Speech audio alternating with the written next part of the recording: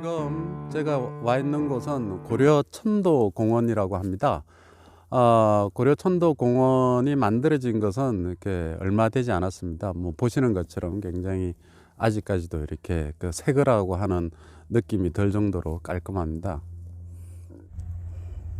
이 고려천도공원이라고 이렇게 붙여진 이유는 이곳이 성천포라고 고려고종이 개풍으로부터 1232년도에 강화로 수도를 옮길 때 처음 발을 디뎠던 곳이 바로 이곳입니다. 성천포라고 하는 이름이 있고요. 그래서 고려고종이 처음 이곳에 발을 디뎠다라고 해서 그 고려천도공원이라고 이름을 붙이고 있는데요.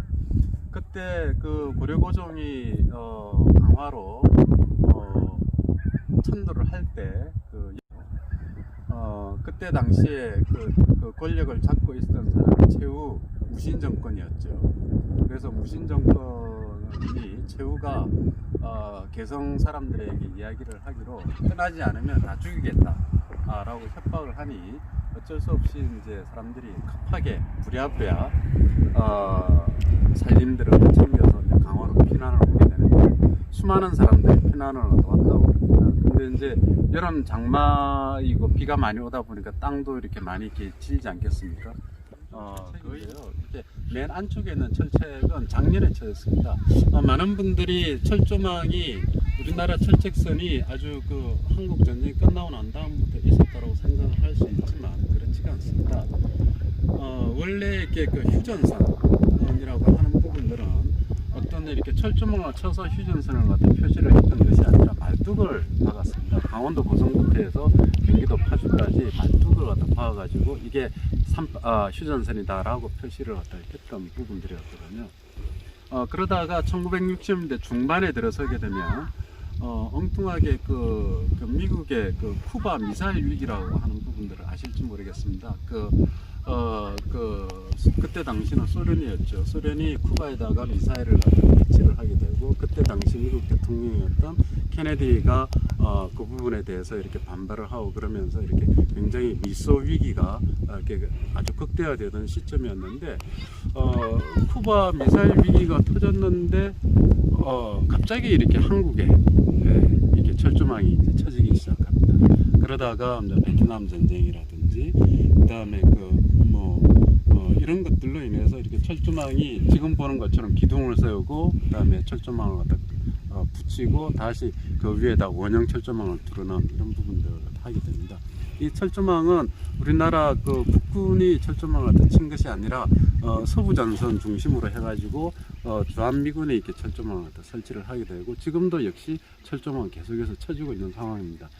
강화 같은 경우에는 이런 철조망이 쳐지게 되는 것은 우리가 이렇게 성천포, 그 연미정에서도 이렇게 철조망이 쳐져 있는 걸 보게 되지만 주로 연미정 좌우측에 쳐져 있는 철조망들은 1980년대 이후에 1990년대에 철조망이 쳐진 것으로 그렇게 동네 사람들이 이야기를 하고 있고 이 양사 쪽도 마찬가지입니다. 여기가 이제 양사면에 속하는 부분들인데 이 양사면 쪽에 있는 철조망도 역시 우리는 뭐 옛날부터 쳐져 있었다라고 생각할 수 있겠지만 그렇지 않다라는 겁니다.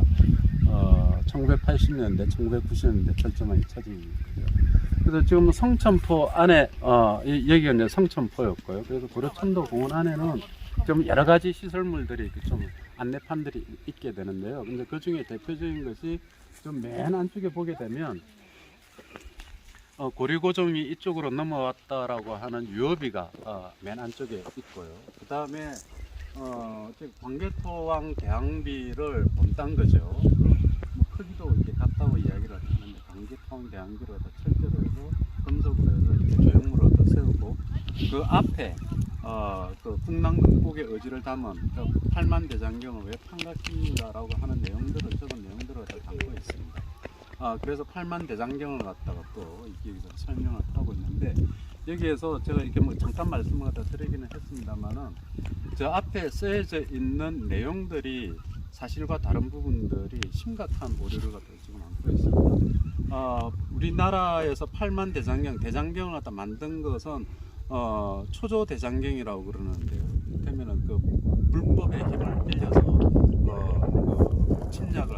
치겠다라고 하는 그런 의도 때문에 대장경을 만들게 되는데, 대장경을 한다 치면 그랑군이 침입했을 때 그 초조 대장경을 갖다가 만드는 거예요. 그랑군의 침입을 물리치기 위해서. 그러니까 한 1100년대인가 언젠가 그때 이제 초조 대장경을 만들 때 썼던 내용이에요.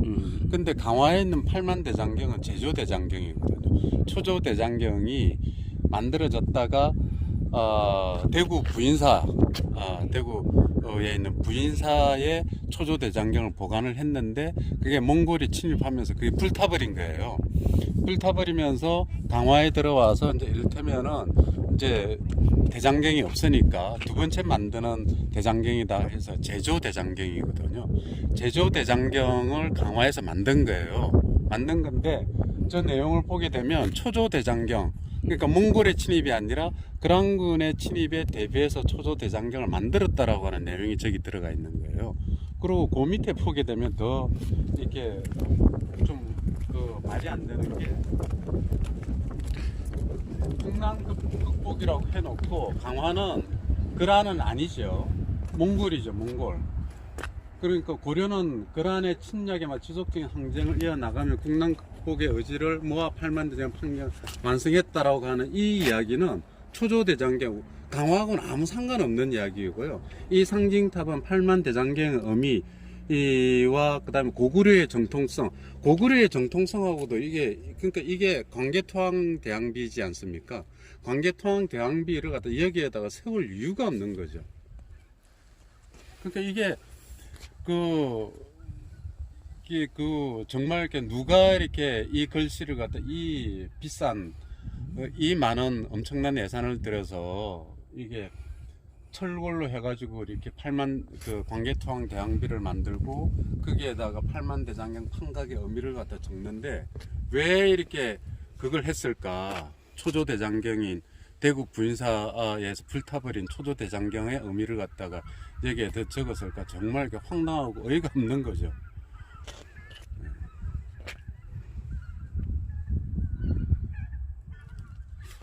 누가 이렇게 이런 식으로 이렇게 말도 안 되는 것들을 갖다가 이렇게 썼을까? 이게 그래서 그 강화에 있는 전문가들은, 아니 전문가들한테 한 번이라도 물어만 봤더라면 이런 것들을 다 고려사에서 이렇게 판각할 수 있는 고려사의 어떤 그 글귀들이나 언급되어진 부분들이 너무나 많은데, 그런 것들을 다 했을 텐데, 이게 엉뚱하게, 정말 엉뚱하게 이렇게 이런 것들을 갖다 이런 식으로 이렇게 처리를 갖다 하는 것에 대해서 굉장히 이렇게 좀 답답한 거죠.